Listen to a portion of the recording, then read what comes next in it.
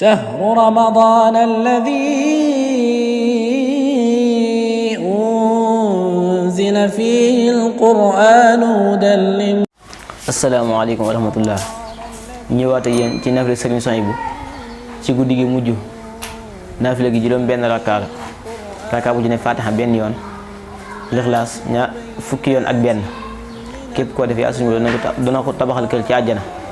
ba tey ku ci julli ñeent rakka bu ci ne Fatiha benn yoon, Qul yaa ayyuhal ak Lixlaas du ci ne ñaar fukki yoon ak juróom. yàlla suñu borom dina ko musal ci sawara te moo ko jege ñaaleem yàlla suñu borom dina leen jéggal te bu jéggi sax day mel ne ak melax. di leen baalu àq yi ñëpp di ñaan yàlla suñu borom dafa ñu fekk ko ay déwén barke borom bu baax. رمضان الذي